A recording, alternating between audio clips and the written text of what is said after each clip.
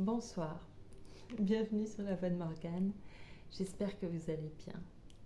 Aujourd'hui, je vous retrouve pour la lecture de Laissez-moi de Marcel Sauvageau, comme je vous l'annonçais à la fin d'une chambre à soie de Virginia Woolf. J'ai lu ce livre plusieurs fois, mais ma dernière lecture remonte à quelques années, je ne m'en rappelle pas tout à fait. Voilà pourquoi je me permets de le relire si vite avec vous. Je suis un peu stressée par cette lecture, c'est étrange. Déjà parce que je l'ai déjà lu sans doute, mais aussi parce que je ne sais pas, il y a quelque chose en moi qui me dit que j'ai envie de lui faire honneur, en fait, à cette femme. C'est oui, lui rendre un petit hommage, je ne sais pas pourquoi. Et j'ai peur de rater, et c'est la meilleure façon de rater, d'avoir peur comme ça. Donc je vous le dis, pour exorciser ma peur, mon angoisse. J'espère que ça va fonctionner. Voilà, je vous lis une toute petite note biographique de Marcel Sauvageau avant de commencer la lecture.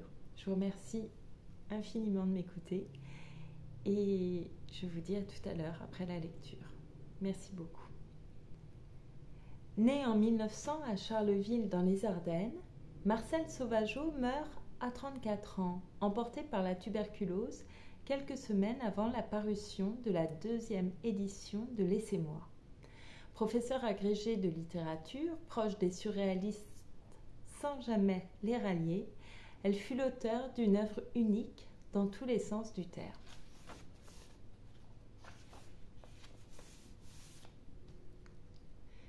« 7 novembre 1930. Tu vois là une preuve d'amour, n'est-ce pas ? Le rythme du train scandait cette phrase incessamment. J'avais froid. J'essayais de dormir, crispée dans un coin. Comme j'avais froid. Pourquoi ce train était-il parti ? L'angoisse que l'on ressent quand on fait une bêtise me serrait la gorge. J'avais quitté un fragile bonheur pour retourner dans ce sanatorium. C'était bête. J'avais eu un peu de joie ces quelques semaines. Sans doute allais-je, en compensation, recevoir un gros chagrin. Tu vois là une preuve d'amour, n'est-ce pas ? Je revoyais le visage tourmenté qui me disait cette phrase la veille au soir. Et je revoyais, par surimpression, ce même visage, tout près du mien, avec de grosses larmes dans les yeux qui me disait « Épousez-moi, vous me tromperez ». J'aurais voulu que la scène recommençât pour embrasser cette tête et dire « Je ne vous tromperai pas ». Mais les choses ne recommencent pas, et cette phrase, je n'avais pas dû la prononcer, car je ne sais pas parler quand il faut, ni du ton qui convient. Je suis trop émue et je deviens dure pour ne pas me laisser aller à l'émotion. Comment pouvoir faire sentir tout le bouleversement que produit une émotion au moment précis où elle a lieu ? Endormons-nous sur cette phrase berceuse et douce. Tu vois là une preuve d'amour, n'est-ce pas ? Je t'envoie un baiser dans l'air. Si tu m'aimes, je guérirai. Et quand je serai guérie, tu verras comme tout sera bien. Il me plaît de te dire tu, puisque tu n'es plus là. Je n'ai pas l'habitude, il me semble que c'est défendu, c'est merveilleux. Crois-tu que je pourrais bien te dire tu un jour ? Quand je serai guérie, tu ne trouveras plus que j'ai mauvais caractère. Je suis malade. Tu m'as dit que les malades s'efforçaient d'être plus doux avec ceux qui les entouraient. Et tu m'as cité de beaux exemples. Je ne t'aime pas quand tu fais des sermons. Tu me donnes envie de bâiller et si tu me fais des reproches, c'est que tu m'aimes moins. Tu me compares à d'autres. Les malades sont doux, mais moi je suis épuisée. Toute ma force s'use à continuer et à dire merci à ceux qui ne comprennent pas. Mais toi, qu'avais-tu besoin d'un merci ? Tu n'as pas compris parce que tu ne sais pas. Je t'ai demandé de quelle humeur tu serais si pendant 8 jours seulement tu ne dormais pas. Tu m'as répondu que cela ne t'arrivait jamais, mais que ça ne devait pas être agréable. Évidemment, tu ne comprends pas. D'ailleurs, je sais. Quand nous étions à la campagne, tu n'étais pas content. Tu aurais voulu être à Paris où ton ami était. Et tu me trouvais... Alors tu étais pressée de repartir et tu me trouvais agaçante. Vois-tu, c'est encore une chose qui s'est tournée contre mes désirs. Je croyais te faire plaisir en te demandant de venir. À Paris, tu es bien plus gentille. Et tu me trouves bien plus gentille. Elle est là. Et puis, tu n'aimes pas les malades.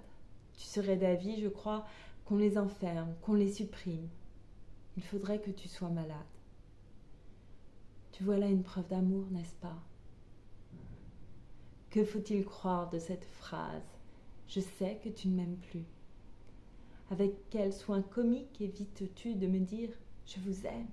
Tu ne m'auras rien promis. Et pourtant, il me serait si bon pour moi qui suis seule et qui pars au loin de me bercer sur ton amour avec confiance. J'ai besoin de lui. Je voudrais le retrouver quand je reviendrai guérie. La certitude que quelqu'un continue à aimer et à attendre, pour qui le reste n'est qu'un dérivatif momentané et sans pouvoir, est un grand bonheur pour un malade. Il a la sensation que la vie qu'il a laissée s'est aperçue de son absence. Il ne peut pas imaginer un avenir neuf. Faible et souffrant de la rupture brutale avec le passé, ce qu'il demande à plus tard, c'est de continuer en mieux ce qui était autrefois. J'aimerais conserver en moi, comme un talisman, le souvenir d'hier soir. Fermons les yeux pour que l'illusion revienne. C'est la même chose qu'en rêve. Il ne faut pas bouger. Je t'aime.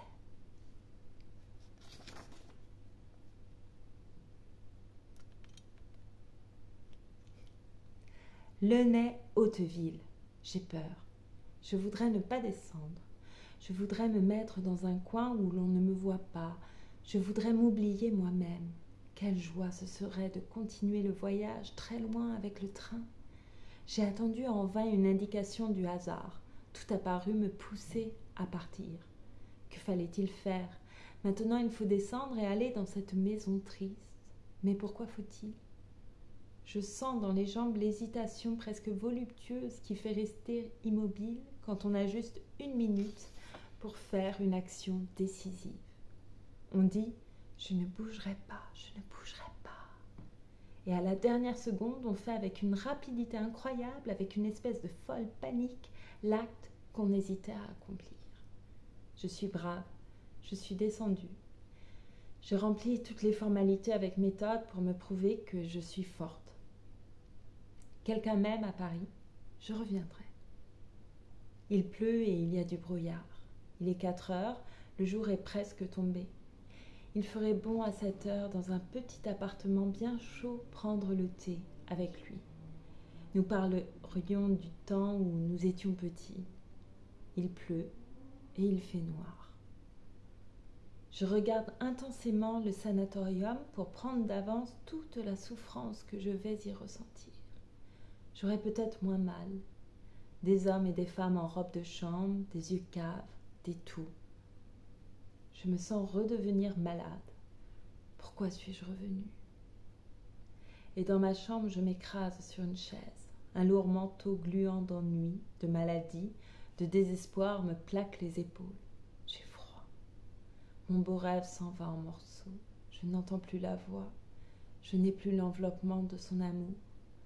Quand, le matin, le jour nous éveille d'un rêve, nous essayons en fermant les yeux et ne bougeant pas de reconstituer la scène et de la continuer. Mais la lumière du jour a tout détruit. Les paroles n'ont plus de timbre, les gestes n'ont plus de sens. On dirait un arc-en-ciel qui s'évanouit. Quelques teintes survivent un instant, disparaissent, semblent revenir. Il n'y a plus rien. C'est ainsi que tout mon beau songe s'en va.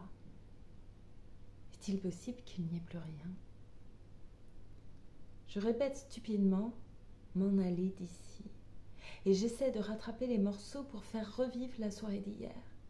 Mais c'est un mirage qui se casse. Demain je t'écrirai, je ne saurais plus te dire « tu ».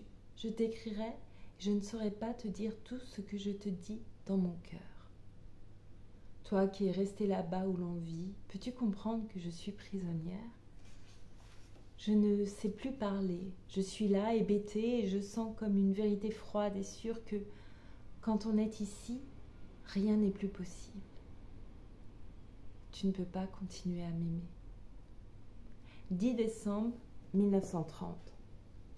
J'ai beaucoup de lettres aujourd'hui. Je lirai la sienne, la dernière. Elle dira peut-être les choses que j'attends. Depuis mon retour, ces lettres m'ont déçue et laissée inquiète. Vraiment, je crois qu'il ne m'aime plus. Depuis 2 ans, je suis malade, absente souvent. Lui a continué à vivre. J'ai voulu croire qu'il m'attendrait. Mais réellement, m'attendait-il? Les choses lui paraissaient-elles provisoires et incomplètes? Attendait-il mon retour pour les faire épanouir? Ou bien mourrait-elle sans regret de sa part, sûr qu'il était d'en trouver de plus belles quand j'aurais été là? Il est vrai que je suis maladroite, je ne sais pas exprimer un sentiment. Dès que j'en ai dit quelques mots, je me moque de moi, je me moque de l'autre, je détruis par une phrase ironique l'impression produite. C'est une méfiance de moi, c'est un étonnement de m'entendre dévoiler ce que j'éprouve comme le dévoilent tous les autres. Je m'écoute comme si c'était une autre personne qui parlait et je crois ne plus être sincère. Les mots me paraissent gonfler mes sentiments et les rendre étrangers. Puis il me semble qu'on va sourire ainsi qu'à une enfant qui parle de choses qu'elle ignore. Il n'est pas possible que ce soit moi qui dise « je vous aime ». Si l'on me croyait et que je me sois trompée, il faut alors que je termine mes phrases par une pirouette qui semble dire « vous m'aimez puisque vous me le dites, mais moi je crains qu'en aimant comme je fais, ce ne soit pas ainsi que l'on aime. Les autres doivent mieux savoir aimer que moi et mieux savoir le dire. J'ai peur de découvrir un jour que je n'aime pas et d'avance, je fais naître des doutes sur mes sentiments. Je redoute qu'on en vienne à m'accuser d'insincérité. Alors j'imagine 1000 circonstances où je suppose que mon amour fera défaut. J'affirme que je ne serai pas fidèle, alors que, pour ne pas déplaire, ne serait-ce qu'en penser à celui à qui j'ai dit que je ne l'aimais pas, je refuse à un autre de m'accompagner au théâtre ou de me baiser le bout des doigts. Et ainsi, en niant que mon cœur aime, je m'attache plus que celui qui me dit « je t'aime ». Je voudrais qu'on me devine, mais on ne voit que les pirouettes et l'ironie. Lui aussi n'a dû voir qu'elle. Je ne lui ai rien montré d'autre. Est-ce que je n'ai pas trop demandé à son attente? Pourtant, ces jours derniers, il m'écrivait des lettres où sa jalousie perçait toujours. Il doit bien m'aimer encore. Cette lettre sera peut-être douce.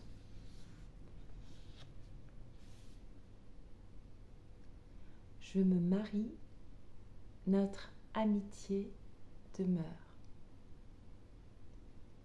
Je ne sais pas ce qui s'est passé.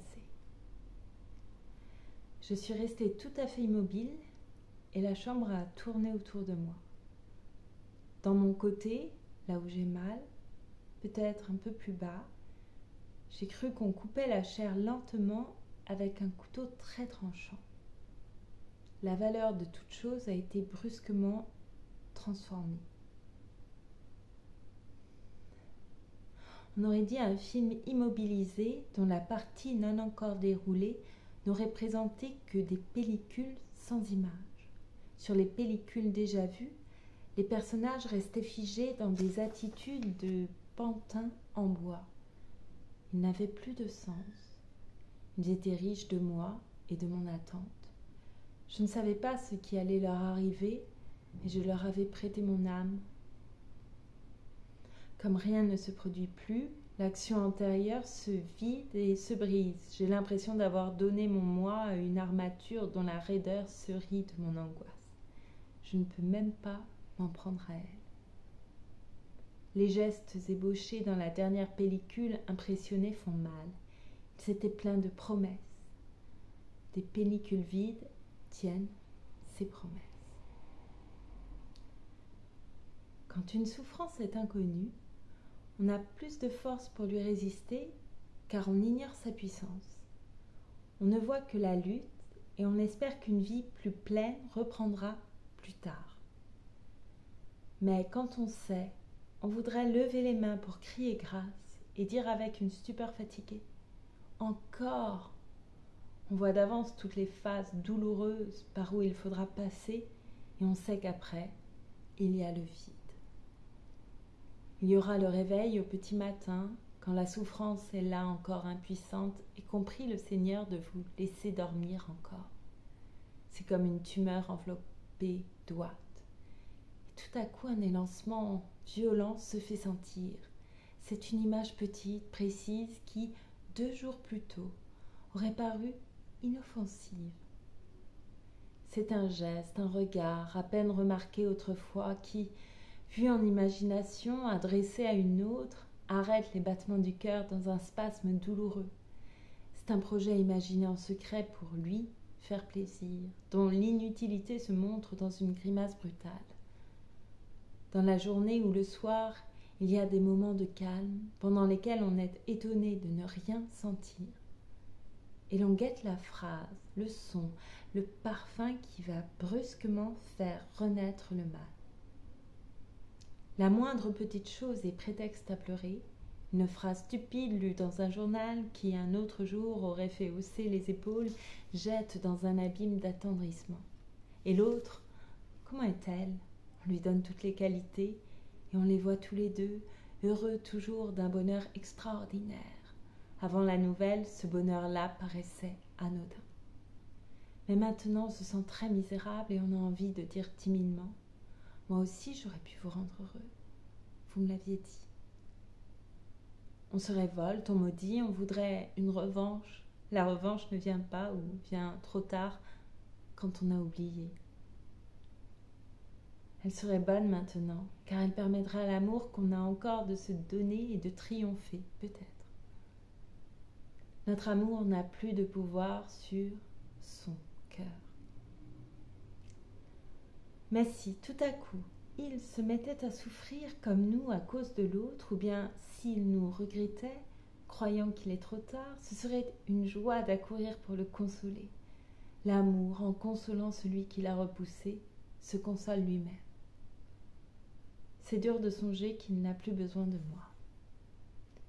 Peut-être toute cette souffrance n'est-elle que l'effet de l'imagination qui suscite des images concrètes et exagère les sentiments.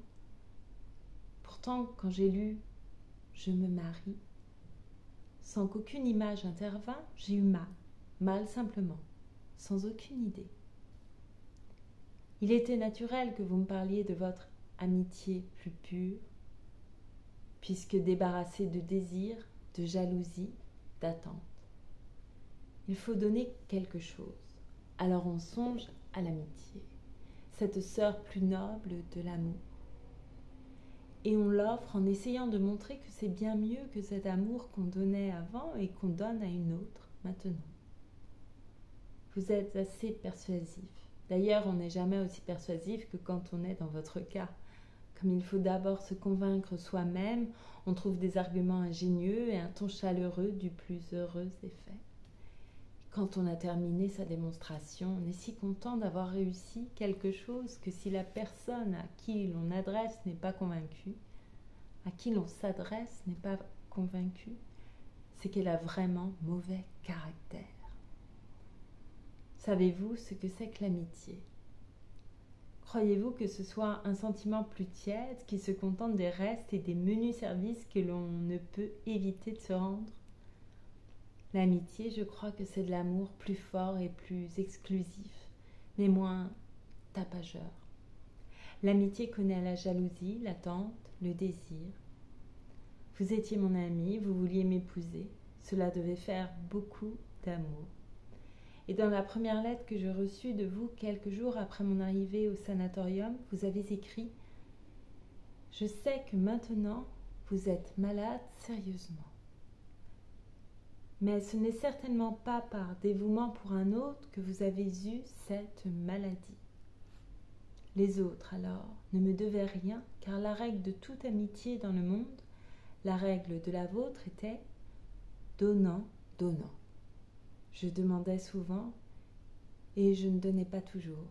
Je ne devais pas chercher ailleurs les causes de ce qui me paraissait être une désaffection de votre part. Vous m'écriviez des lettres d'amour, vous m'écriviez des lettres jalouses. Vous avez été malheureux tout un soir, car un ami était resté trop longtemps entre nous, et votre dernière lettre disait une telle souffrance que vous ne pouviez la finir. Puis, je me marie, notre amitié demeure.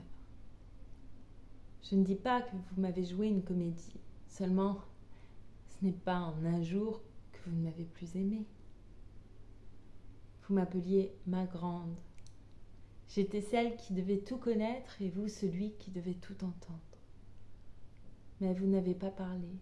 Ne me dites pas que c'est ma faute et que je devais vous interroger. Un ami n'a pas besoin d'être questionné pour se confier. Notre amitié sera une très jolie chose à l'avenir. Nous nous enverrons des cartes postales pendant nos voyages et des bonbons en chocolat au Nouvel An. Nous nous ferons des visites.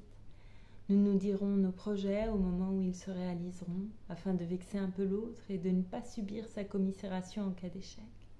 Nous prétendrons être ce que nous croyons être et non pas ce que nous sommes.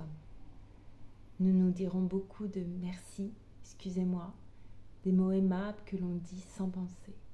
Nous serons des amis. Croyez-vous que ce soit nécessaire ? 14 décembre 1930. Il y a des romances qui commencent comme votre lettre. Vous que j'ai tant aimé. Ce temps du passé, quand résonne encore si proche le présent, est triste comme les fins de fête, lorsque les lampes s'éteignent et qu'on reste seul à regarder partir les couples dans les rues sombres. C'est fini. On n'a plus rien à attendre et pourtant on reste là indéfiniment, sachant que rien ne viendra plus. Vous avez des notes de guitare. On dirait par moments d'un refrain qui revient. Je n'aurais pas pu vous donner le bonheur. C'est une vieille chanson d'autrefois, semblable à une fleur séchée. Le passé devient-il si vite une vieille chose ? Le bonheur, c'est un mot de complainte. Vous le personnifiez, vous l'identifiez, vous le définissez. Peut-on vraiment parler de lui comme vous le faites ? Quand un parfum plaît, on cherche à le retenir, à le retrouver. On ne s'en laisse pas complètement griser afin de pouvoir l'analyser et s'en imprégner peu à peu, au point d'en avoir la sensation physique rien que par le souvenir. Quand le parfum revient, on le respire plus lentement, plus doucement, pour sentir les effluves les plus ténus. Une bouffée brutale de parfum fait tourner la tête, mais laisse une sensation irritante d'incomplet, d'inachevé. Ou bien c'est une suffocation désagréable dont on voudrait se débarrasser afin de respirer librement. Ou bien c'est une griserie brutale trop tôt finie parce que seul l'être nerveux a été touché. C'est du bonheur d'être bouleversé et de ne plus rien savoir. Mais avoir encore un petit coin de conscience qui toujours sait ce qui se passe, qui, parce qu'il sait, permet à tout l'être intellectuel et raisonnable d'avoir aussi à chaque seconde quelque chose du bonheur qui arrive, avoir ce petit coin de conscience qui apprécie lentement l'évolution de la joie, la suit jusqu'à ses fins les plus extrêmes, n'est-ce pas du bonheur ? Il y a un petit coin qui ne vibre pas, mais ce petit coin reste le témoin de la joie ressentie. C'est lui qui se souvient et qui peut dire « J'ai été heureux et je sais pourquoi ». Je veux bien perdre la tête, mais je veux saisir le moment où je perds la tête et pousser la connaissance au plus loin de la conscience qui abdique. Il ne faut pas être absent de son bonheur.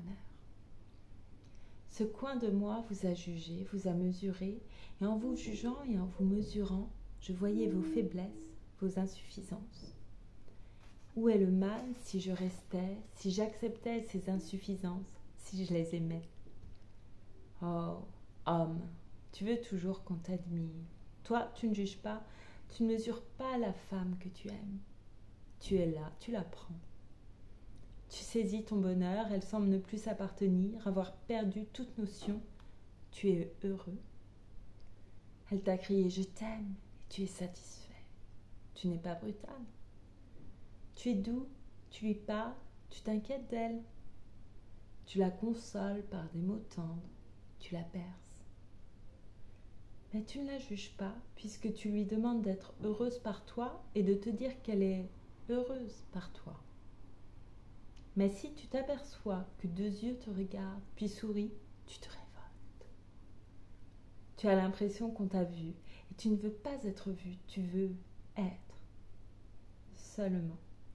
Avec inquiétude, tu demandes « À quoi penses-tu » ? Je pense à toi. Tu as un petit rire de la gorge et des dents que je n'aime pas. Tes yeux se ferment un peu comme pour pénétrer l'esprit de ton interlocuteur et lui montrer que tu as vu clair en lui. Tes lèvres se retroussent légèrement sur des dents qui apparaissent noires, et ta tête tout entière se tend en avant. Tu prends cet air quand tu exposes une théorie lumineuse que tu viens de découvrir ou quand tu as trouvé le moyen de ramener un sentiment mesquin ce qu'on croyait être une belle pensée. Tu ressembles à un petit commerçant qui ne veut pas se laisser faire. Je suis gênée quand tu es ainsi, tu te rapetisses. Mais il ne faudrait pas que quelqu'un s'aperçoive de ce petit travers et fasse une remarque. Je serais très méchante. Tu as des jugements curieux parfois, dans les domaines que tu prétends ignorer. Tu démontes un tableau, une œuvre musicale, un poème par ces mots. C'est facile. Tu veux, semble-t-il, reprendre ta position stable, compromise un instant par une chose plus grande que toi. Et tu as tellement peur du snobisme que tu nies le beau que tu as ressenti. Je sais et je n'aime pas.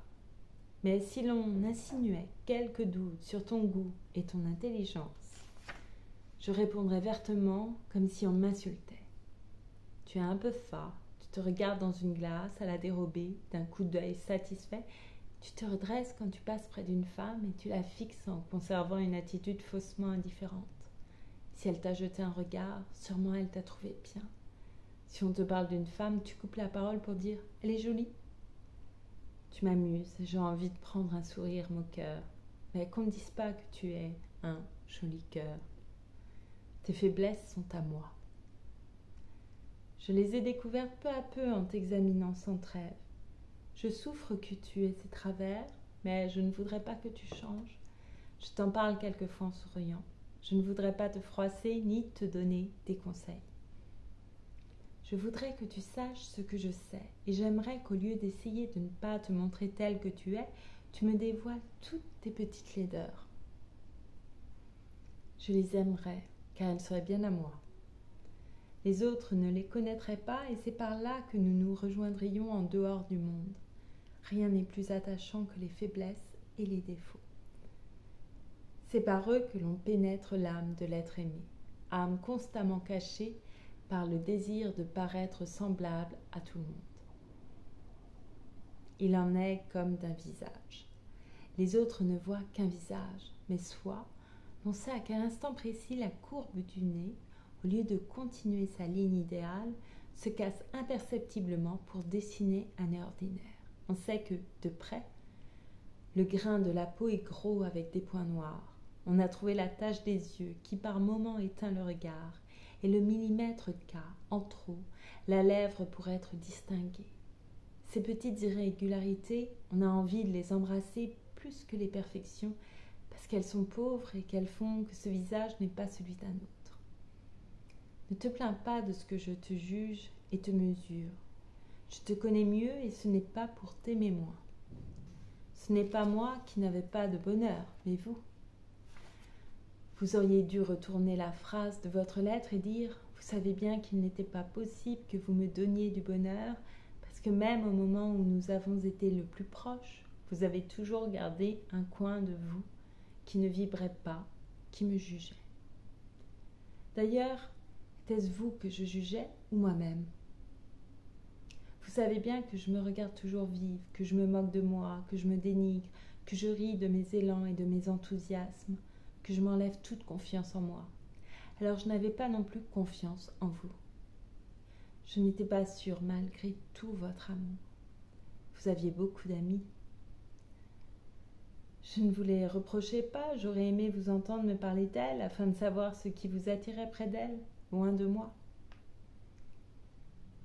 mais vous me disiez peu de choses. Je pensais que vous ne m'aimiez pas et je n'osais pas vous interroger quand je voulais tant savoir. Je suis inquiète pour un regard, un mot, un silence, mais je dis « Vous êtes libre ?» Car je ne veux pas qu'on reste par contrainte et je voudrais bien qu'on reste quand même. Seulement, je comprends tellement bien qu'on ne m'aime plus que je trouve sot de ma part tout effort pour lutter et retenir. Cet effort serait si vain que je ris de moi à la moindre velléité de protester. « Toi, jalouse ? Oh non, ce n'est pas pour toi, ne dis rien. » Ce que tu obtiendrais, ce serait un sourire, quelques paroles d'apaisement douloureuses, et il s'en irait quand même. Aussi vite, pas plus vite. Alors, vous êtes libre. J'essayais de garder un petit appui en dehors de vous, afin de pouvoir m'y accrocher le jour où vous ne m'aimeriez plus. Ce petit appui, ce n'était pas un autre, ce n'était pas un rêve, ni une image. C'était ce que vous appeliez mon égoïsme et mon orgueil. C'était moi que, dans la souffrance, je voulais pouvoir retrouver. Je voulais pouvoir me serrer moi-même sur moi, seule avec mon mal, mes doutes, mon manque de foi. Dans la détresse, c'est parce que je me sens que j'ai la force de continuer. Si tout change, si tout me fait mal, je suis moi avec moi-même. Pour que je me sois perdue, il aurait fallu que je fusse sûre de n'avoir plus besoin de moi. Vous me décrivez votre fiancé par une période dont le rythme s'adapte à l'évolution de votre sentiment. La phrase s'étire lentement, puis s'incline peu à peu jusqu'à la chute, où elle s'arrête sans bruit, définitivement, n'ayant plus assez de force pour aller plus loin. Elle est là, arrêtée pour toujours, comme vous êtes là, près d'elle. Si j'avais beaucoup de fatuité, je penserais que vous m'aimez encore et que c'est par obligation, pour ne pas peiner une jeune fille qui croit en vous, que vous vous éloignez de moi pour l'épouser. Mais rassurez-vous, je n'ai aucune fatuité. Je seulement souris de quelques mots, obligée, peur de la décevoir. J'ai pensé aussi que si j'étais votre fiancé et si je lisais cette phrase, je serais attristée. Je n'aimerais pas qu'on m'épouse pour ne pas me décevoir, pour ne pas me montrer qui on est. Ce demi-mensonge à la base d'une union me froisserait. Il me semble que je préférerais m'en aller. Mais ce sont mes idées à moi. D'ailleurs, votre fiancée n'a pas lu cette phrase, elle ne sait pas ce que vous êtes. Et si elle savait, il est probable qu'elle serait heureuse de cet hommage rendu à son amour. Une femme aimante n'est-elle pas ravie du choix que l'homme fait d'elle en récompense de son amour complet ? Vous enrichissez votre sentiment d'une reconnaissance confuse et heureuse pour le bonheur qu'elle vous donne, dont vous n'êtes pas digne et que vous ne pourrez lui rendre.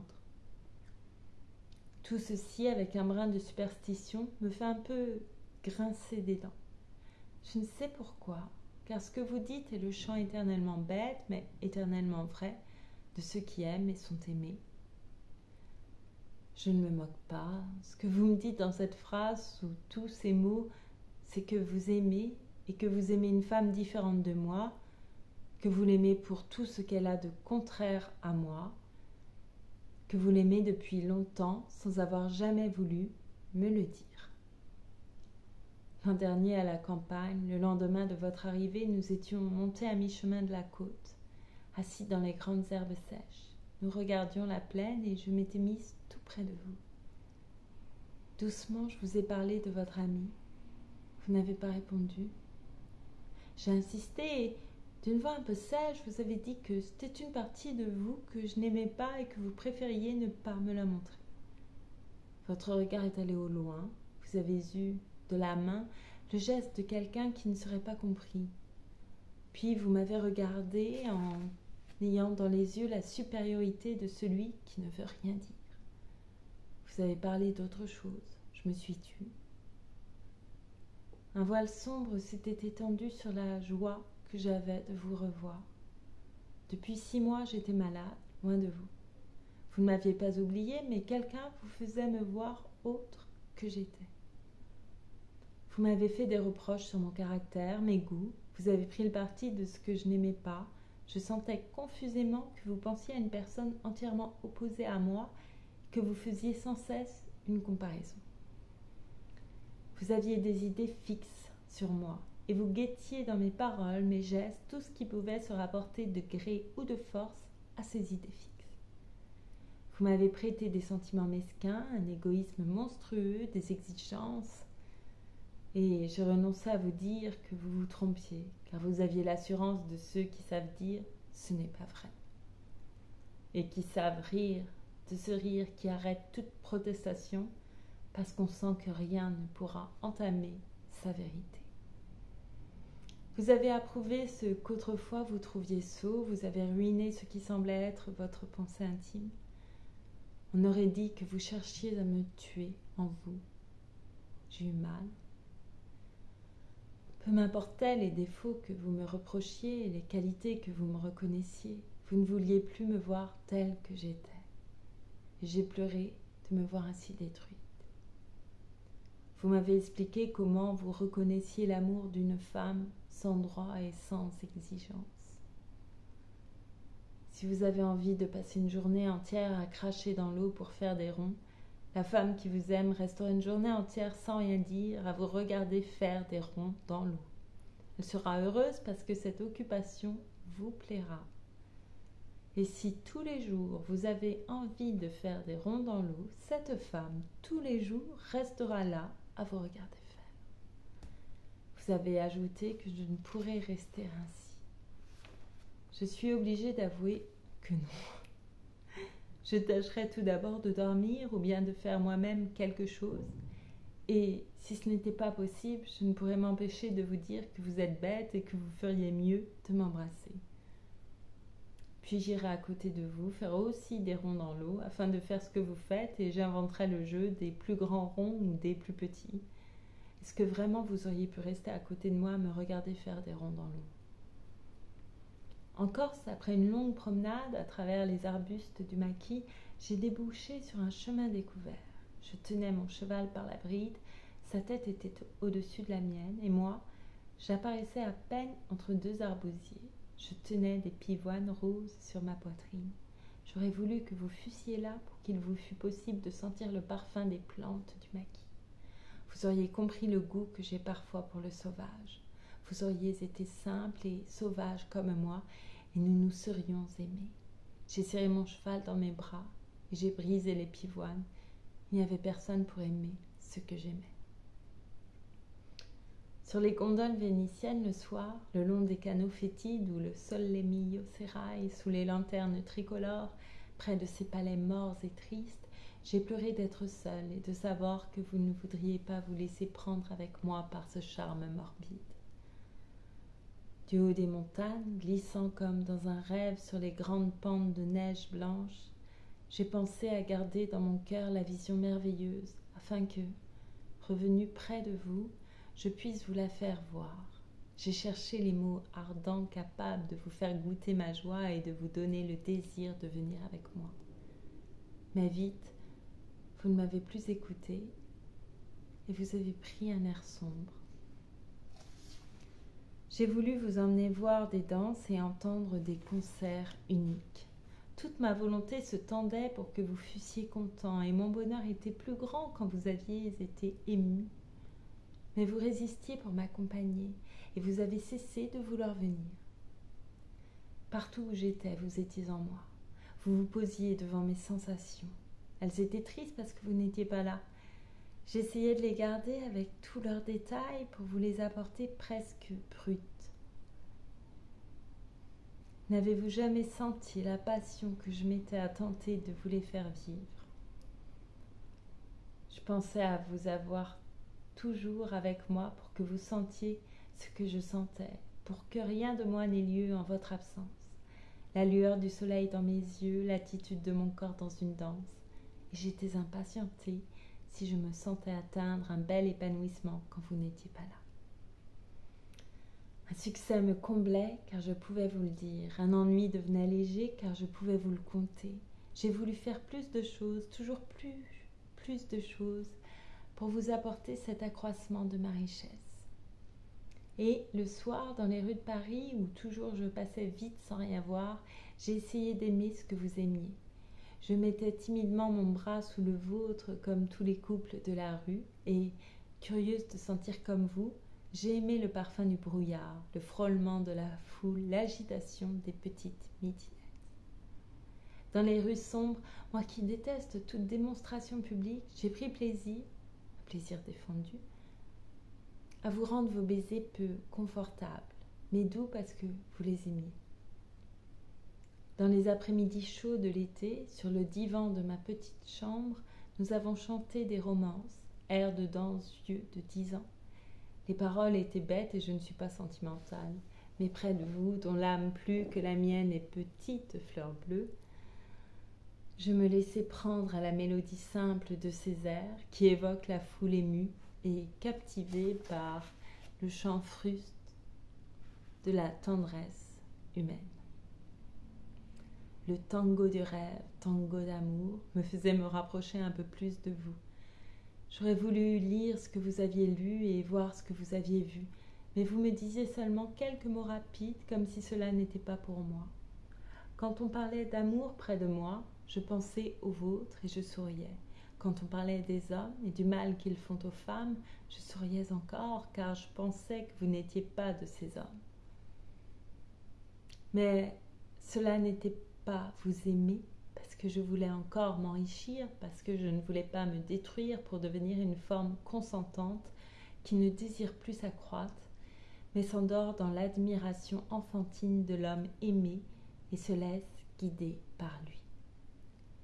Il est curieux comme souvent un homme, au moment où il pense à s'unir avec la femme qu'il aime depuis longtemps, est obsédé de principes moraux et sociaux. Cette femme, il l'aimait parce qu'elle était forte, indépendante, riche d'idées personnelles. S'il songe à l'épouser, ses instincts de domination, d'amour-propre et sa préoccupation du « qu'en dira-t-on » transforment la force en révolte, l'indépendance en orgueil, les mauvais caractères, les idées personnelles en égoïsme et exigence. Il faut observer que la vie est faite de menus incidents journaliers auxquels il faut se plier et en vue desquels il faut se façonner une mentalité moyenne. Il est bon de préciser d'avance les rôles de chacun, car ce n'est plus l'heure de jouer aux enfants. L'homme sera à l'égard de sa femme respectueux, aimant. Il dira d'une voix douce qu'il ne faut pas aller ici, ou bien qu'il ne faut pas aller là, qu'il faut se tenir comme ceci et non comme cela, parce que c'est l'habitude de tout le monde. La femme dira « Oui, mon chéri ». Et quand elle sera avec ses amis, on l'entendra mêler sa voix au cœur universel qui répète orgueilleusement ces mots « Mon mari ». Elle met à prononcer ce mot un ravissement plein de superbe, étonnée qu'elle est d'être maintenant parmi l'élite qui peut dire « Mon mari ». Chacune a l'envie renchérie sur ce que le mari fait, sur ce que le mari dit. Toutes les tendresses ou les reproches du mari sont dévoilés béatement comme autant de joyaux apportés en offrande à la jeune femme. À chaque question posée ou sujet abordé, on est sûr d'entendre « Je demanderai à mon mari » ou bien « Mon mari m'a dit ». Pendant que j'écris ces lignes, j'entends sur la terrasse près de la mienne un groupe de femmes jeunes et jolies discuter avec animation et enjouement. Je ne comprends pas ce qu'elles disent, mais je distingue nettement comme un refrain cessant et fréquent « mon mari ». Quand je les croise à la promenade ou au déjeuner, si je surprends quelques mots de leur conversation, ces mots sont toujours « mon mari ». Faut-il vraiment devenir ainsi? Ne peut-on penser qu'avec les idées du mari, je peux faire sourire et donner à croire que c'est le dépit qui me fait ironiser? Pourtant, je m'ennuie tellement avec toutes ces femmes qui parlent de leur mari. Bien des phrases de votre lettre ont appelé en moi toutes ces pensées féministes. Est-ce intentionnellement que vous n'avez pas compris pourquoi je vous demandais de me rendre mes photographies? Je n'ai pas la fatuité de croire qu'elle vous rappellerait mon souvenir et que ce souvenir serait une gêne dans votre vie nouvelle. La vie de chaque jour usera vite la vitalité des choses passées. Je n'ai pas voulu non plus faire le geste traditionnel que font les amants quand ils se quittent. Je vous laisserai bien toutes ces choses du passé parce qu'elles n'ont plus de sens ni d'importance. Seulement, j'ai pensé à votre femme. Que vous ne lui parliez pas de moi, je le comprends. Mais il ne faut alors rien garder de moi chez vous. Ce serait un secret gênant qu'elle pourrait découvrir. Si vous lui parlez de moi, j'ai un certain malaise à penser que ce sera peut-être du ton dont vous me parliez d'autres femmes que vous aviez aimées. Il y en a une dont vous m'avez dit, pour expliquer votre rupture, j'en avais assez. Vos yeux s'étaient durcis, vous aviez pris une voix rauque, voilée, du fond de la gorge, et votre regard s'était pendant un moment fixé au loin. C'était une raison sans appel. On en dit autant au sortir de table quand on a bien déjeuné. On aurait tort d'insister. Quelques secondes plus tard, vous vous êtes frotté les yeux longuement et vous avez ajouté avec un soupir venant du fond du cœur « Elle est mariée, je lui souhaite sincèrement tout le bonheur possible. » Je ne sais pas pourquoi l'on attache de l'importance aux paroles qu'un ami dira de vous plus tard. Est-ce orgueil ? On veut ne pas être traité comme d'autres. Aussi, pour l'instant, je préférerais pouvoir me dire que vous ne parlerez jamais de moi. Mais il y a mes photographies que votre femme peut trouver.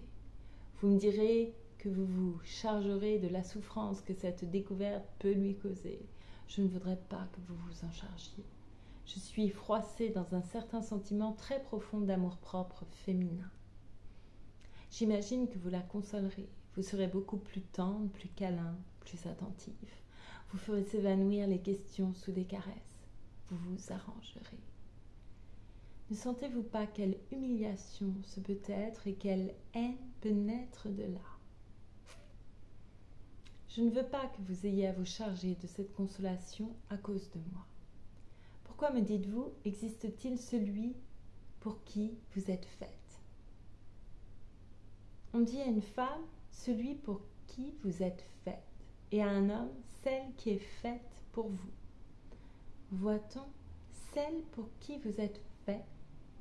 L'homme est, tout semble avoir été mis à sa disposition. Même quelque part dans le monde, une femme a à sa convenance,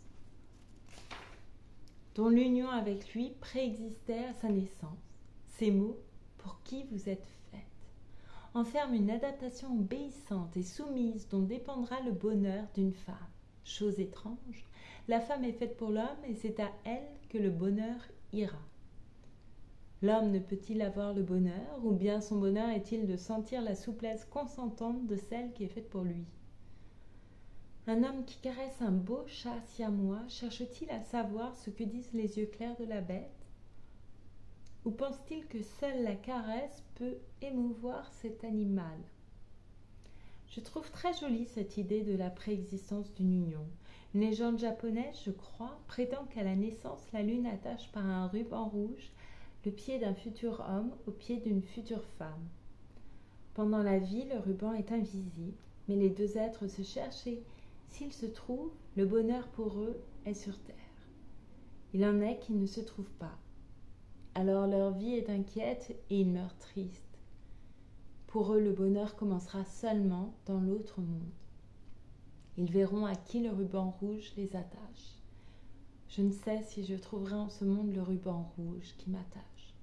Je crois que cette légende est, comme toutes les légendes, une consolation poétique. Celui pour qui l'on est fait, n'est-ce pas celui pour qui l'on accepte d'être fait? Celui-là, pour moi, eût pu être vous.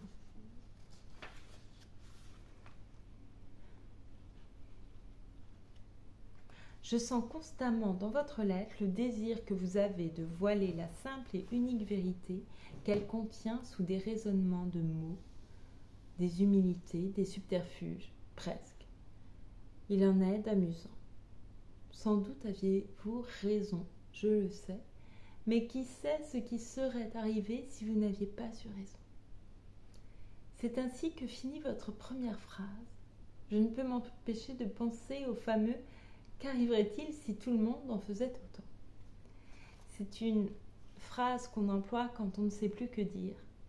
comme en même temps on lève un peu les yeux au ciel pour le prendre à témoin, on a l'air d'apporter un argument de haute valeur. Si je n'avais pas eu raison de ne pas avoir confiance, ou bien j'aurais fini par avoir confiance, ou bien les choses auraient continué comme elles allaient, je n'aurais pas eu confiance, vous m'auriez aimé encore. Pourquoi cette humilité? Je sais que ce que je vous écris pourra vous sembler contradictoire, ne pas tenir debout. Je ne peux pas trouver une seule chose contradictoire dans les sentiments que vous venez de m'exposer.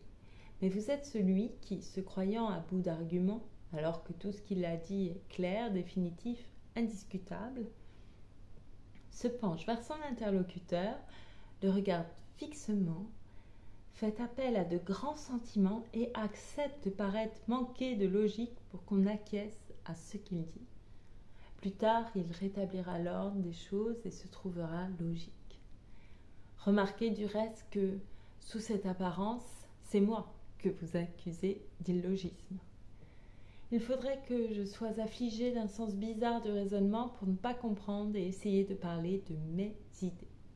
Quand vous chantez des sentiments, peut-être m'arrêterai-je seulement au mot « amitié » pour constater en souriant combien souvent vous l'employez maintenant avec moi. Quand je disais timidement « amitié », vous répondiez avec fougue « amour ». Aujourd'hui, si je montre un peu de mon amour, vous paraissez étonné et ne mettez pas un instant en doute mes sentiments actuels. Cette formule, je ne mets pas un instant en doute, accorde tout ce qu'on veut parce qu'elle laisse prévoir que cela n'a plus d'importance. Les mots qui suivront diront « mais je regrette ». Inébranlable dans une décision ou un raisonnement, on peut assurer avec force qu'on ne met pas un instant en doute. Vous avez cherché dans le passé une phrase par laquelle je semblais vous dire que je ne vous aimais plus. Vous m'avez toujours dit que ce que vous aviez aimé en moi, c'était bébé. Et vous ne m'avez pas caché que bébé n'était plus. Et vous vous couvrez de cette phrase sans vouloir vous souvenir que vous ne l'acceptiez pas. Maintenant, vous l'accueillez avec joie, car elle vous permet d'échapper aux reproches d'infidélité. Je pourrais simplement à mon tour vous dire « Vous m'avez souvent dit que vous m'attendriez. Vous ne m'avez pas dit que vous ne m'attendiez plus. » C'est un art de savoir ainsi s'assurer une retraite. Et votre « vous ne m'avez pas caché » s'harmonise heureusement avec « je ne mets pas un instant en doute ». Je vois le petit marchand qui repousse une affaire qu'il ne veut plus conclure. Bébé était un petit jeune homme pâle, vêtu de noir. Il avait de beaux cheveux à reflets bleus et de grosses lunettes derrière lesquelles de petits yeux bruns regardaient avec insistance. Il voulait être insolent. Réellement, ils étaient timides et semblaient se donner. Bébé ne paraissait pas appartenir à un monde. On aurait dit qu'il avait poussé là en dehors de tout groupe. Il avait beaucoup de systèmes et de théories, mais les uns et les autres disparaissaient et se créaient rapidement au gré des jours. C'était comme s'il n'en avait pas eu. Il avait conservé tous les préjugés, mais il paraissait ne leur attribuer aucune valeur. Il les avait gardés seulement pour être capable de comprendre ceux qui les observaient encore et ceux qui s'en étaient affranchis. Il ne me connaissait pas et ne connaissait aucun de mes amis. Il n'avait en lui aucun portrait de moi qu'il me faudrait respecter. Et, comme il n'appartenait pas à un monde, il n'avait pas en lui un portrait type de femme contre lequel le mien se heurterait. J'eus tout de suite envie de lui parler de moi. Depuis toujours, je cherchais quelqu'un devant qui je pourrais dérouler mon film. Tout être humain n'éprouve-t-il pas cette faiblesse ? Je me parlais à moi-même, mais l'austérité de ce monologue me fatiguait parfois. Il est tellement plus facile d'avoir un complice qui plaigne, approuve, écoute. On prend de l'importance. Les choses qu'on dit deviennent tangibles, forment un univers de roman où l'on prend un rôle. Jusqu'à quel point respecte-t-on l'absolue vérité ? Puis ces petits romans se vident de leur souffrance. Celle-ci se fixe, devient une entité extérieure à l'âme. J'avais par moments besoin de cette facilité. Je me raidissais pour garder mon intégrité. Mais, pour assurer ma méfiance, je pensais qu'après avoir compté ma vie, je l'aurais débarrassée de tout caractère anecdotique. elle m'apparaîtrait dans son élan. J'avais besoin d'un double. Le jeune homme vêtu de noir aux yeux qui se donnaient me plut. Je l'appelais bébé et je lui parlais tous les jours. Je lui comptais par le menu chacune de mes minutes et quand il n'était pas là, c'était à lui que désormais je parlais tout bas. Chaque chose ne prenait vraiment sa valeur et sa saveur qu'après que je la lui avais exposée. Non que je le prisse pour guide, mais il était le point d'où je partais pour agir et réagir. Et je l'aimais comme s'il avait été moi-même. J'aurais voulu le choyer beaucoup, il m'était très précieux et j'avais peur de le perdre. Mais un jour, je sentis que bébé n'était plus. Il n'avait plus ses habits noirs, il était entré dans un milieu, il ne comprenait plus l'homme qui se tenait à l'écart. Pour peu qu'on l'excitât, il aurait crié « Taillot !» et sa doctrine fixe désormais était de vivre médiocre pour être heureux. Il ne voulait plus me suivre et mes histoires lui faisaient hausser les épaules. Bébé était mort et c'était bébé que j'aimais. Mais celui qui restait lui ressemblait tellement que l'illusion demeurait et je ne renonçais pas. On ne se sépare pas de son double en quelques instants parce qu'il a brusquement disparu. On poursuit son image, son souvenir, on souhaite s'être trompé. Je pensais qu'il n'était pas mort, qu'il reviendrait plus tard quand j'irais mieux. Se pouvait-il qu'il eût rejeté tout ce que je lui avais dit ? Vous avez trouvé mon influence néfaste. Aujourd'hui, vous rappelez cette influence et vous trouvez qu'elle est un titre à notre amitié. Pourquoi ? Les histoires que je vous ai contées, l'influence que j'ai pu avoir sur vous ne sont plus. Nous avons changé la tonalité des deux êtres qui les faisaient vivre. Et ce qui me fait souffrir, ce n'est pas tant la mort d'un amour que celle d'un être vraiment vivant que nous avions créé l'un et l'autre, que peut-être moi j'avais créé seul. Cet être était une union de vous et de moi, telle que nous nous voulions l'un et l'autre. C'était vous comme j'avais besoin que vous fussiez, non pas un admirateur de ma personne comme vous l'avez prétendu, mais un homme qui m'aimait, qui, à cause de cet amour, trouvait de l'intérêt à tout ce qui venait de moi. Devant lui, je pouvais avoir tous mes défauts et toutes mes qualités. Je pouvais me laisser aller au désordre, ce désordre lyrique et inattendu où tous les instincts se livrent en paroles et en cris pour ensuite permettre aux surdirections de l'âme de retrouver la route et de continuer. Et j'imaginais qu'aucun de ces abandons ne troublait votre amour et votre confiance. Puis il y avait dans cet être créé la femme mystérieuse que j'étais pour vous. Je ne savais pas quelle vie vous trouviez près de moi. Bonheur, joie, angoisse, ennui. Que de questions. Je n'y répondais pas. À certains moments, je me croyais indispensable. À d'autres, un accident. J'avais des instants de confiance et des heures de tristesse. Et il fallait que je ne sache pas ce que j'étais pour vous, comme il fallait que vous ne sachiez pas ce que vous étiez pour moi. Le charme entre nous devait durer aussi longtemps que nous garderions l'inquiétude créée par l'ignorance que nous avions de notre image chez l'autre. Qui a rompu ce charme ? Nous avons cru voir l'image fixe que l'autre avait de nous et nous avons fixé la sienne en nous. Est-ce là ce qui nous a séparés ? Alors, ne croyez pas que je vous ai vu alors comme un pis-aller. Il n'est pas utile de vous faire humble de nouveau et de vous traiter d'objet. Je ne peux pas m'empêcher de penser que c'est par fausse humilité que vous parlez ainsi. Il y a quelques mois, vous pensiez que vous vous approchiez de l'homme qui pouvait me plaire. Vous savez que la résignation n'est pas le propre de mon être. J'ai quelquefois l'apparence du renoncement. Mais je médite toujours quelques moyens de tourner ce renoncement. Aurais-je alors consenti à vivre avec vous par résignation ? Le tourment d'aimer ne me presse pas au point de chercher un pis-aller.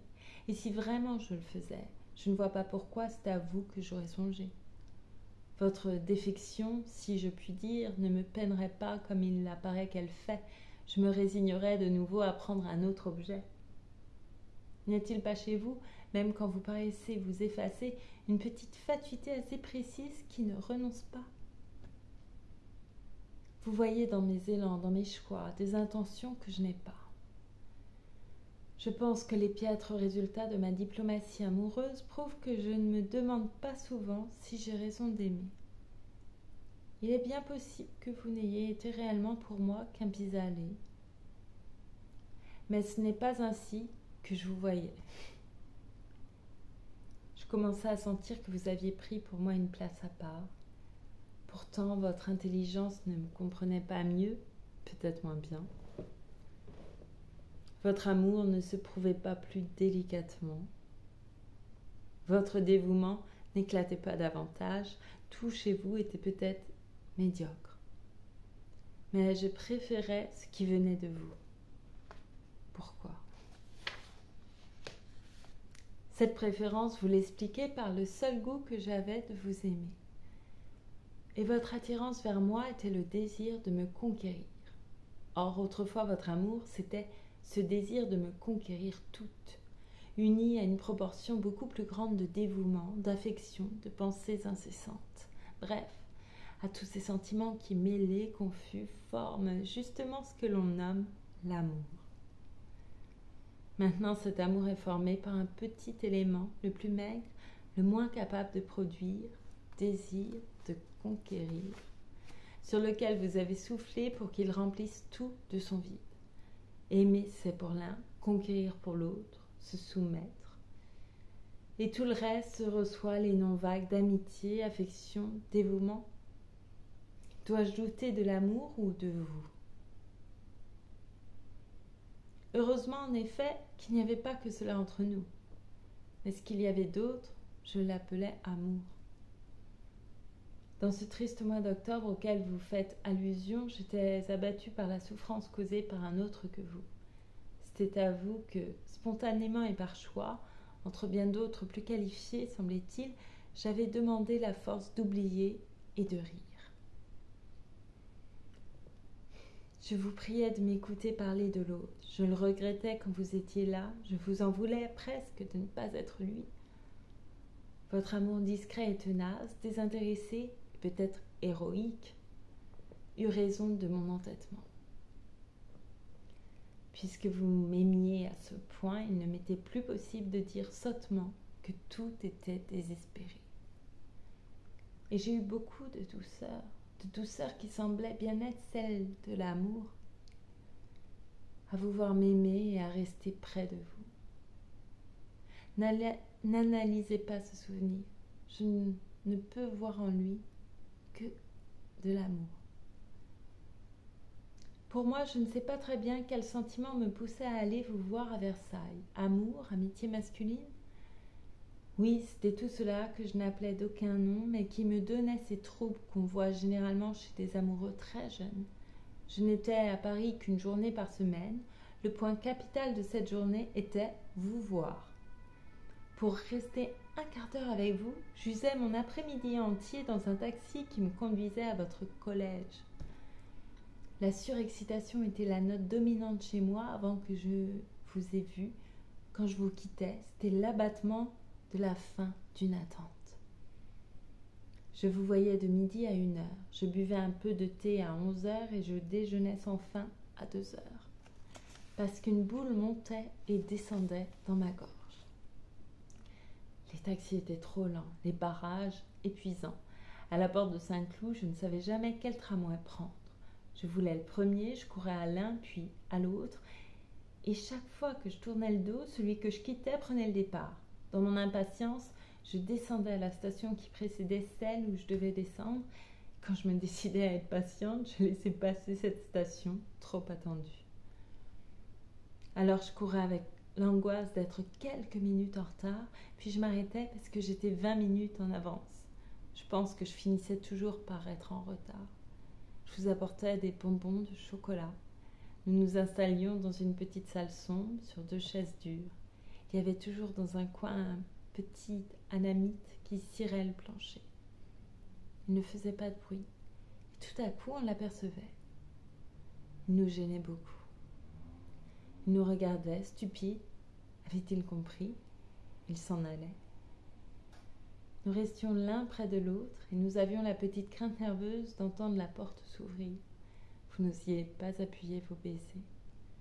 Je voulais être jolie et je choisissais les robes qui pouvaient vous plaire. Quand nous descendions l'escalier, vos camarades m'observaient et vous lançaient un regard de compliment. Je m'amusais. C'était puéril, vous étiez heureux.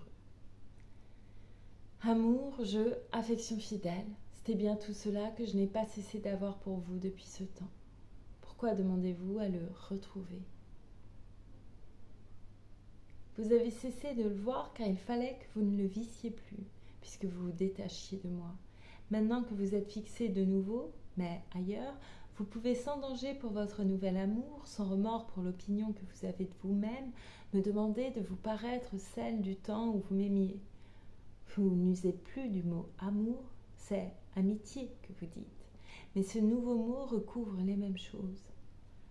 C'est bien de l'amour que vous demandez, mais de l'amour qui se satisfasse de sa seule existence, qui ne soit plus que bonté et renoncement.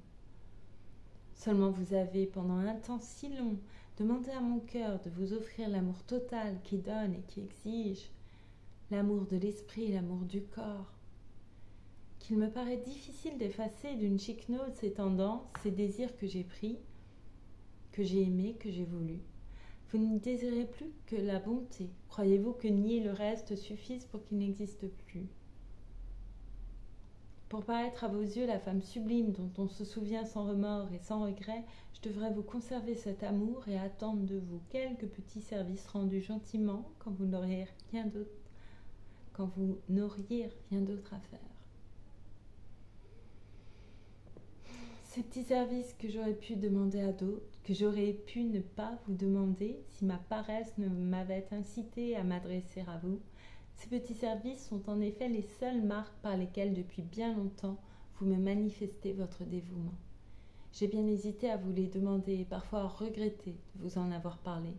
Je percevais votre mauvaise humeur et votre refus si ma demande pouvait en quelque chose déranger l'ordonnance journalière de vos habitudes.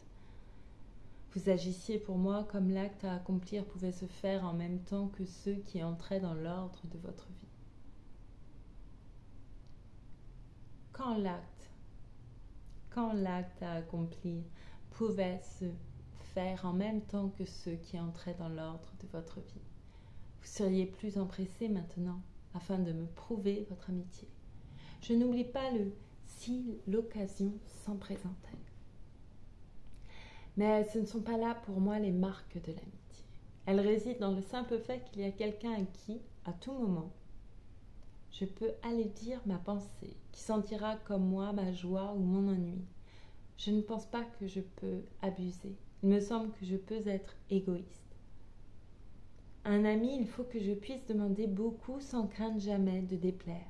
Cette amitié-là, il y a longtemps que vous ne me la donnez plus. Et c'est ainsi que cette petite place dans mon cœur, je ne vous la garderai pas.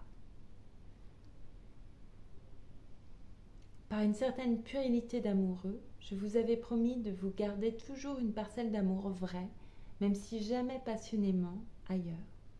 Même si j'aimais passionnément ailleurs. Ce n'est pas moi qui me marie. En moi, il y a votre image qui occupe toute la place. Pour que je ne souffre plus, il faut que vous partiez afin qu'un jour votre nom prononcé devant moi passe comme un souffle sans plus rien effleurer. Je veux cet effacement, car j'ai besoin de paix.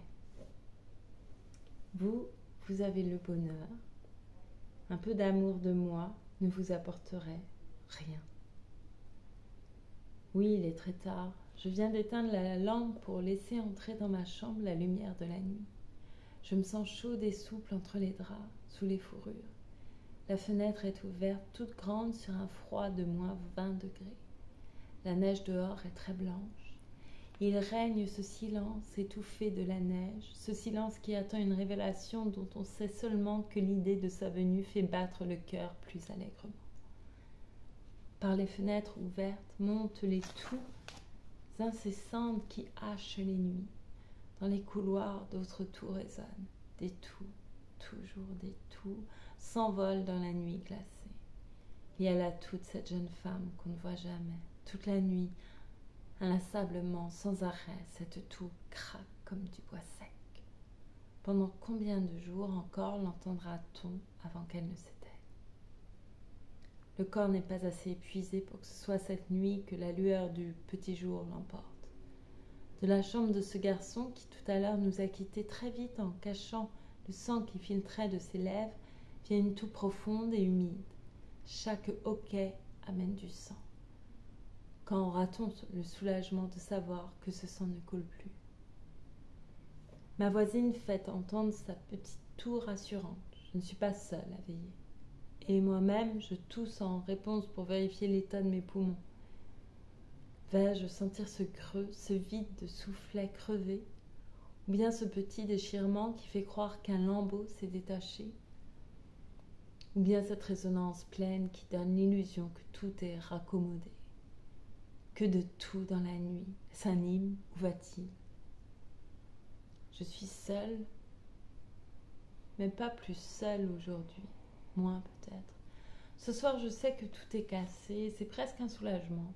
Je vais pouvoir réagir sans être arrêtée par l'espoir déprimant que les choses reviendront comme elles étaient. Je veux oublier et continuer de l'avant sans plus regarder vers vous. Le passé veut mourir. Depuis de longs mois, sans savoir, je lutte pour qu'il ne meure pas. Je me suis raccrochée à lui, à vous, avec rage, avec tristesse, avec amour. J'ai voulu que tout continue immuable, et j'ai dit chaque jour, demain ce sera comme c'était autrefois. Ce demain n'est pas venu. Hier encore je l'attendais, aujourd'hui je n'ai plus à l'attendre. Je devrais être plus seule. J'ai le vertige d'un vide où mon cœur privé d'amour se sent défaillir à la pensée des jours creux qui vont venir. Vous êtes partis. Mais je me retrouve et je suis moins seule que ces jours passés où je vous cherchais. Je me suis revenue et avec moi je vais lutter pour continuer. Je sais que votre vieille amitié est désintéressée et j'en aurai peut-être besoin un jour, mais je ne pense plus à elle. Restez quiètement dans votre bonheur et ne vous souciez pas de moi. Votre esprit ne peut entendre ce soir les toux qui s'élèvent de plus en plus fort dans la nuit froide. Quand vous rencontrez un enterrement à Paris, vous vous découvrez. Ici, on se cache. On détournerait presque la tête en passant près du cimetière. Demain peut-être, pendant que nous essayerons de rire et de danser, percevrons-nous de loin le bruit fait par un mourant que l'on pleure. Celui-là meurt de ma maladie. Un jour comme un autre, pourquoi échapperais-je à ce sort? Resserrés dans ce coin du monde, nous pouvons nous dire à qui le tour? On sent ici, dans l'inanité des jours où chacun lutte comme à l'agonie pour échapper à l'angoisse, toute la misère humaine qui crie « Pourquoi? Pourquoi ?» Si j'arrivais à vous faire sentir cette misère, vous vous hâteriez de l'oublier. Et pour vous rassurer, vous diriez ce que tout homme bien portant dit des lieux où l'on souffre. Ce n'est pas si terrible qu'on le dit. Je ne vous dirai rien, mais laissez-moi. Vous ne pouvez plus être avec moi. Laissez-moi souffrir, laissez-moi guérir, laissez-moi seul. Ne croyez pas que m'offrir l'amitié pour remplacer l'amour puisse mettre un baume. C'en sera peut-être un quand je n'aurai plus mal, mais j'ai mal. Et quand j'ai mal, je m'éloigne sans retourner la tête. Ne me demandez pas de vous regarder par-dessus l'épaule et ne m'accompagnez pas de loin. Laissez-moi. 24 décembre 1930. Je savais que je recevrais une lettre de vous aujourd'hui, comme je sais que j'en recevrai une autre dans 8 jours avec vos vœux de bonne année. J'ai fait une boule de cette lettre et l'ai mise dans la corbeille. J'éprouvais un grand soulagement. Pourtant, je ne puis rien dire contre elle. Je devrais vous écrire, vous remercier et affirmer mon amitié en réponse à la vôtre. Je ne peux pas. Votre lettre est très belle.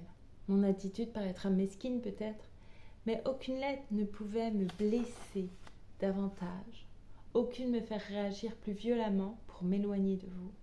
Je ne vous écris pas parce que je veux vous oublier.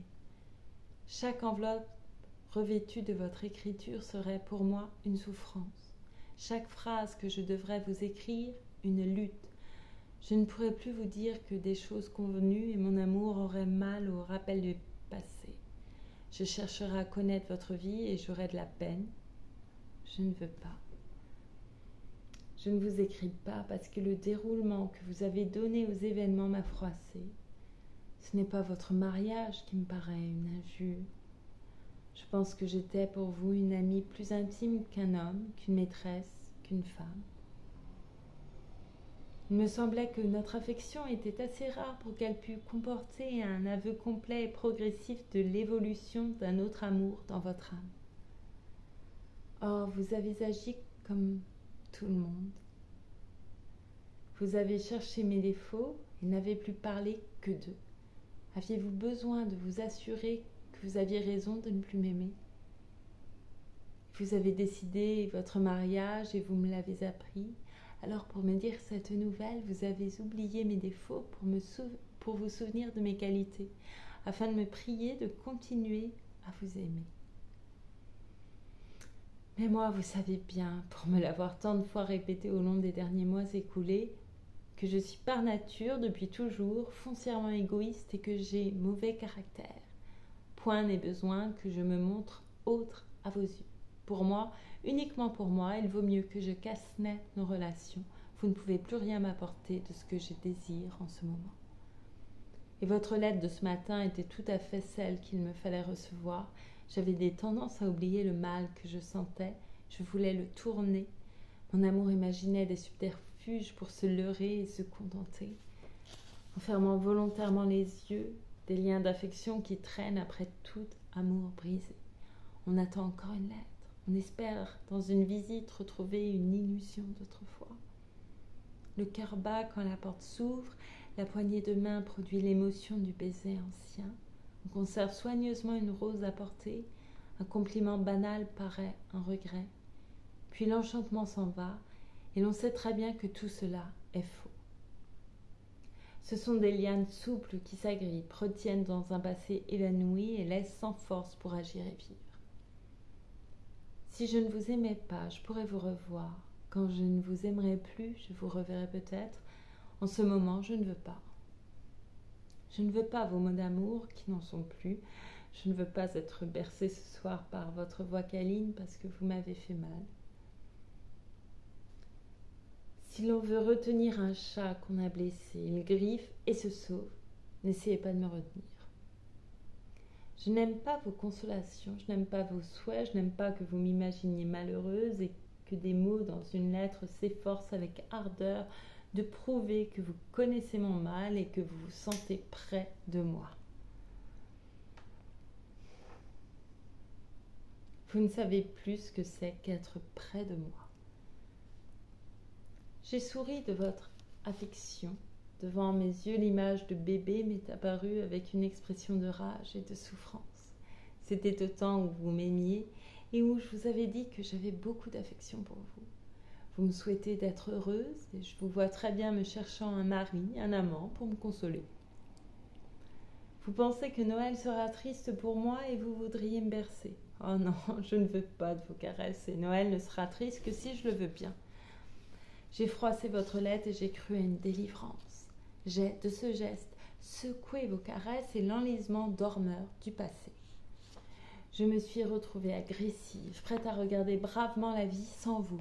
Elle est peut-être plus belle sans vous. Elle est neuve. Ce qui s'y inscrira sera toujours la même chose. Ce ne sera pas meilleur. Ce sera attendre encore, mais qu'aurais-je près de vous à continuer les simulacres d'une vie qui s'est éteinte? Ce serait une religion sans foi. Il me faut une autre foi. Votre présence m'empêchait de la trouver. Je vais être gaie. Vous n'aurez pas à me consoler. Noël. Il y avait ce bal ce soir. Il y avait bal ce soir. La salle à manger était décorée de banderoles de couleurs vives. Une grande table ornée de fleurs réunissait les malades groupés aussi bien que possible par couple selon les affinités extérieures. Nous avons dansé très tard dans la nuit. Je me suis amusée. J'ai eu la sensation qu'un grain de ma folie, de ma fantaisie d'autrefois, revenait.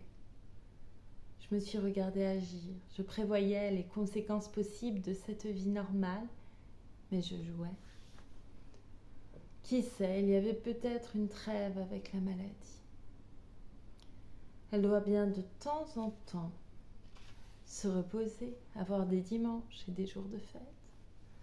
Ces jours-là, il doit être possible de vivre comme autrefois. Demain, nous reprendrons la vie sévère du malade. Il faudra lutter. Mais il est bon ce soir de rire très fort, tandis que s'évanouit avec étonnement la petite crainte de sentir le poumon éclater. Il est bon de boire du champagne qui enflamme les joues. C'est un peu de congestion, mais n'y pensons pas. Il ne peut pas y avoir d'hémoptysie ce soir. Et comme il est bon de danser. On peut rester debout, se lever, s'asseoir avec vivacité. Le corps retrouve, avec un bonheur presque religieux, la cambrure souple pour s'appuyer contre le danseur, l'abandon intelligent qui épouse les mouvements de l'autre corps et suit ceux-ci, fidèle comme une ombre et léger comme elle. Quand le corps se meut sur un rythme, une autre vie s'élève. Le monde se transforme pour prendre comme centre cet endroit précis, au milieu de la poitrine, où semblent converger les rythmes sonores des instruments et les oscillations souples des chevilles.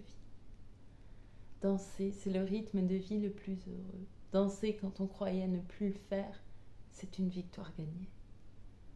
Légèrement grisée par ce rythme, près de mon danseur d'un soir, qui demain aura oublié cette veille, je suis montée lentement jusqu'à ma porte, et nous nous sommes quittés après un baiser, sans rien nous dire.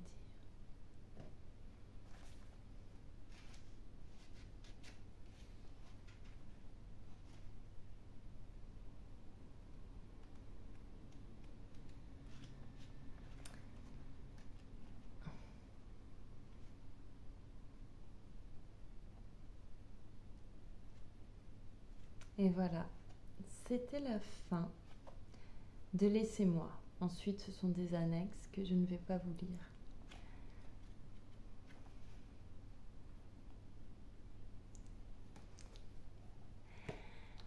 J'espère que cette lecture vous aura plu, que ce livre vous aura plu. Laissez-moi de Marcel Sauvageau. Voilà, j'ai été heureuse de le lire ce soir en tout cas. Je vous remercie beaucoup pour votre écoute. Je vous dis à très bientôt. J'ai trouvé de nouveaux livres, mais je manque de livres écrits par des femmes. Pour l'instant, voilà. Donc, je vais revenir à...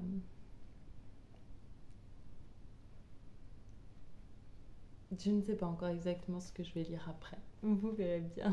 Et moi aussi. Je vais le découvrir plus tard. Nous le découvrirons ensemble. Voilà. Je vous remercie beaucoup. Je vous souhaite une bonne soirée, une bonne journée. Et à très bientôt. Merci.